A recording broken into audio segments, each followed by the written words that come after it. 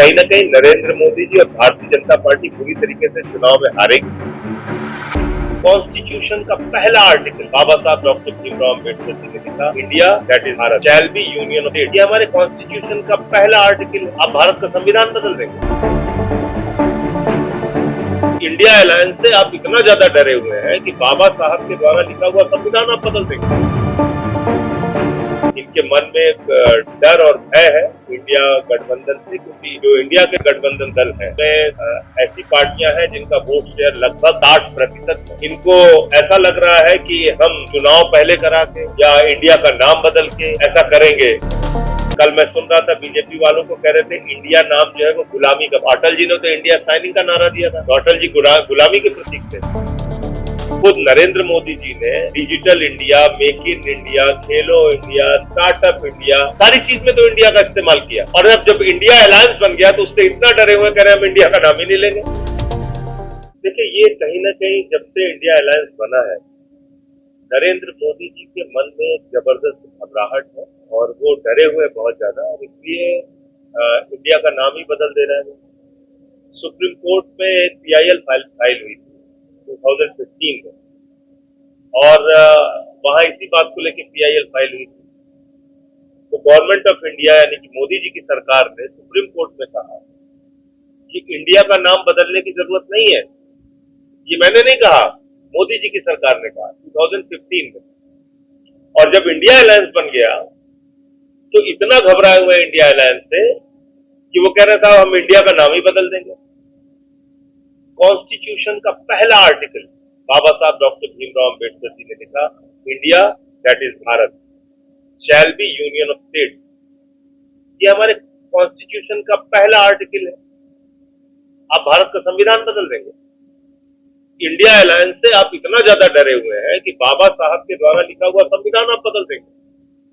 तो ये कहीं ना कहीं नरेंद्र मोदी जी और भारतीय जनता पार्टी पूरी तरीके से चुनाव में हारेगी, इस बात को दर्शाता है। इनके मन में एक डर और भय है इंडिया गठबंधन से, क्योंकि जो इंडिया के गठबंधन दल है उसमें ऐसी पार्टियां हैं जिनका वोट शेयर लगभग 60% है, और वो देश को रिप्रेजेंट करती है तमिलनाडु से लेके बंगाल तक। अब इनको ऐसा लग रहा है कि हम चुनाव पहले करा के या इंडिया का नाम बदल के ऐसा करेंगे तो इससे इनको कोई लाभ होने वाला नहीं है। कल मैं सुन रहा था बीजेपी वालों को कह रहे थे इंडिया नाम जो है वो गुलामी का प्रतीक। तो अटल जी ने तो इंडिया साइनिंग का नारा दिया था, तो अटल जी गुलामी के प्रतीक थे। अडवाणी जी ने इंडिया साइनिंग का नारा दिया था, क्या वो गुलामी के प्रतीक थे? खुद नरेंद्र मोदी जी ने digital India, make in India, Khelo India, startup India, सारी चीज में तो इंडिया का इस्तेमाल किया। और अब जब इंडिया अलायंस बन गया तो उससे इतना डरे हुए कह रहे हम इंडिया का नाम ही नहीं लेंगे। तो ये कहीं ना कहीं बीजेपी और मोदी जी स्वीकार कर रहे हैं कि वो इंडिया के गठबंधन से पूरी तरीके से हार रहे हैं। और हमने जो अपना टैगलाइन रखा है इंडिया का, उसको सारे लोग पढ़िएगा, उसमें लिखा हुआ है इंडिया, उसके नीचे जुड़ेगा भारत, जीतेगा इंडिया। ये हमारा टैगलाइन। तो हमने इंडिया भी लिखा, हमने भारत भी लिखा, हमारे साथ इंडिया भी है, हमारे साथ भारत भी है। हमने किसी को नहीं छोड़ा, लेकिन इंडिया अलायंस बनने से इंडिया को छोड़ने के लिए तैयार हो गए। तो इनकी क्या विश्वसनीयता है? आप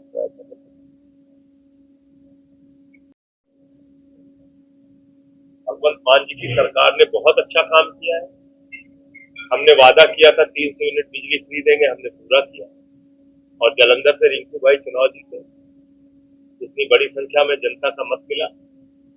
उसके बाद मोहल्ला क्लिनिक पंजाब के अंदर बनाया भगवंत मान जी ने। यहाँ पर बहुत सारे नौजवानों को एम्प्लॉयमेंट दिया, और इसके साथ साथ जो लोग लंबे समय से संघर्ष कर रहे थे उनको परमानेंट भी किया। तो हमारी सरकार बहुत अच्छा काम कर रही है। 40 साल से जो नहरें सूखी हुई थी, जहां पानी नहीं जा रहा था, वहां पे पानी देने का काम किया सरकार ने। बाढ़ का मौका आया तो खुद भगवंत मान जी लोगों के बीच में गए। तो बाढ़ में पीड़ितों के बीच में जाके काम किया उन्होंने। ऐसा लगता है कि एक सरकार का जो दायित्व है, जिम्मेदारी है, उसको बखूबी भगवंत मान जी की सरकार, आम आदमी पार्टी की सरकार। लोग ये कहते हैं कि केजरीवाल, अब ये सब इसका 1000 बार जवाब दिया जा चुका है। इन सवालों का कोई मतलब नहीं है। भगवंत मान जी अपनी सरकार बहुत अच्छे तरीके से अपने विधायक को अपने मंत्री के साथ चला रहे हैं। बाकी सब मनगढ़ंत बात।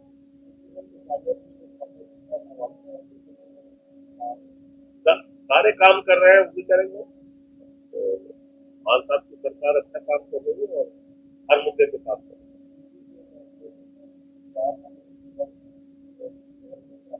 देखिए, ईडी जो है वो एक्सटॉर्शन डिपार्टमेंट बन गया। अब इन्फोर्समेंट डायरेक्टरेट नहीं, वो एक्सटॉर्शन का डिपार्टमेंट है। अभी तो उनका असिस्टेंट डायरेक्टर पकड़ा गया 5 करोड़ की रिश्वत। लोगों को पकड़ रहे हैं, उनसे रिश्वत खा रहे हैं ईडी वाले। भ्रष्टाचार खुद कर रहे हैं। क्या भ्रष्टाचार की जांच करें? मैंने अभी प्रोग्राम में भी बताया, 3000 छापेमारी की है 9 साल के अंदर और 0.5% कमीशन रेट है। ईडी एक टूल है नरेंद्र मोदी का, एक हथियार है विपक्ष के लोगों को परेशान करने का। इसके अलावा कुछ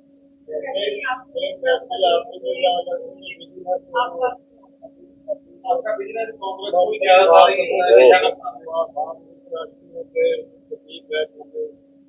वही तथ्य, वही प्रमाण हमारे खिलाफ आज तक मिला। मनीष सिसोदिया जी को पकड़ा है, सुप्रीम कोर्ट ने पूछा भाई मनी ट्रेल दिखाओ, किस बात पे पकड़ा है। सत्येंद्र जैन को पकड़ा था, उस टाइम में पूछा बताओ भाई क्या है इनके खिलाफ। तो हमारे लोगों पे जो भी कार्रवाई चल रही है वो बेबुनियाद, मनगढ़ंत, दुर्भावना के कारण चलाई जा रही है और कोई साक्ष्य आज तक ईडी नहीं दे पाया। मैं कहना चाहता हूँ, देखिए, 1 नेशन 1 इलेक्शन किस बात के लिए होगा और कैसे होगा, जरा मुझे आप बताइए। अगर मान लीजिए एक साथ आपने पूरे देश का चुनाव करा दिया और उसके बाद किसी राज्य की सरकार गिर गई, तो क्या वहां चुनाव नहीं होगा? अगर मान लीजिए किसी आपने सारे चुनाव एक साथ करा दिए, केंद्र की सरकार बीच में गिर गई, तो क्या देश में चुनाव नहीं होगा? कैसे होगा 1 नेशन 1 इलेक्शन? कोई तो समझा दे मुझे। गवर्नमेंट से हम लोग पूछ रहे हैं ड्राफ्ट कहाँ है भाई, दिखाओ तो क्या है 1 नेशन 1 इलेक्शन। मतलब अगर सेंट्रल गवर्नमेंट मान लीजिए 2019 में जीत गई मोदी जी की सरकार और 2022 में इसके खिलाफ अविश्वास प्रस्ताव पारित हो गया होता, ये सरकार गिर जाती, तो 2 साल चुनाव नहीं होता देश में। ऐसे हो सकता है क्या? ये तो डेमोक्रेसी के साथ ही आप खिलवाड़ कर रहे हैं। और किसको बुलाया आपने इसमें? भारत के पूर्व राष्ट्रपति, उनकी गरिमा को गिराने का काम किया आपने। श्री रामनाथ कोविंद जी जब देश के राष्ट्रपति थे तो प्रभु श्री राम के मंदिर का शिलान्यास हुआ। उसमें उत्तर प्रदेश के मुख्यमंत्री गए, भागवत जी गए, वहां की राज्यपाल गई आनंदीबेन पटेल जी, देश के प्रधानमंत्री गए, लेकिन देश के राष्ट्रपति नहीं गए। कोई दलित समाज से आते, इतना छुआछूत, इतना भेदभाव करती है बीजेपी। लेकिन जब उनको बदनाम करना है तो अपने पॉलिटिकल एजेंडा में कोविंद जी को घसीट के लेके आए। 1 नेशन 1 इलेक्शन। उनके साथ कौन है? हरीश साल्वे। क्या वीडियो दिखी उनकी 2 दिन पहले?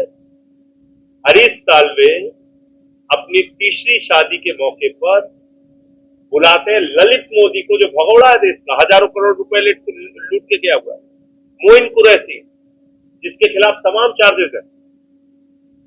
मोइन कुरैशी और ललित मोदी के साथ जो जाम से जाम लड़ा रहा है व्यक्ति हरीश साल्वे, उसको आप भारत के पूर्व राष्ट्रपति के साथ हाई लेवल कमेटी में रखते हैं।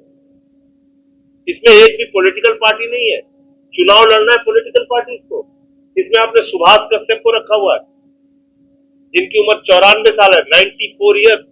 इसमें एक मेंबर है जिनकी उम्र है 82 ईयर, एक मेंबर है जिनकी उम्र है 77 ईयर। अब क्या कर रहे हैं भाई? कौन सा 1 नेशन 1 इलेक्शन पे आप सुझाव मांग रहे हैं? आपने एक हाई लेवल कमेटी बना दी है जिसमें कोई पॉलिटिकल पार्टी का बंदा नहीं है। तो ये अपने आप में ही मजाक है। जिन पार्टियों को चुनाव लड़ना है उन पार्टियों से आप कोई राय नहीं ले रहे हैं। और मैं तो एक ही सिंपल सा सवाल पूछूं कि अगर एक साथ पूरे देश का चुनाव हो गया और बीच में कोई राज्य सरकार गिर जाती है या बीच में केंद्र की सरकार गिर जाती है, तो क्या मोदी जी चुनाव कराएंगे या नहीं कराएंगे? बता दे तो। अच्छा, दूसरा तर्क क्या क्या देते हैं, कहते साहब पैसे की बचत होगी। अब इसकी भी सच्चाई आप लोग जान लीजिए। भारत का निर्वाचन आयोग पूरे देश का चुनाव करने में खर्च करता है 3,000 करोड़ रुपए। नीरव मोदी इस देश से लेकर भाग गया 20,000 करोड़ रुपए। तो नरेंद्र मोदी जी के दोस्त नीरव मोदी ने जितना पैसा हिंदुस्तान का लूटा और भाग गए, पीएनबी का लूट के 20,000 करोड़ भाग गए पंजाब नेशनल बैंक का, उतने पैसे में तो देश का 7 बार चुनाव कराया जा सकता है। ये कौन सा आपने तर्क खोज रखा है? मान लीजिए 1 नेशन 1 इलेक्शन होगा, उसमें पैसे का खर्च नहीं होगा, तब खर्चा नहीं होगा। इसमें एक चीज आसानी होगी मोदी जी के लिए, 1 नेशन 1 इलेक्शन। अगर 5 साल में एक बार चुनाव होगा तो 5 साल तक लूट की खुली छूट होगी। अडानी जी के साथ मिलकर पूरा देश लूटेंगे आराम से मोदी जी, पूरी दुनिया की सैर करेंगे, उनको कोई रोकने टोकने वाला नहीं होगा। इसके अलावा 5 साल तक खूब जमकर महंगाई बढ़ाएंगे।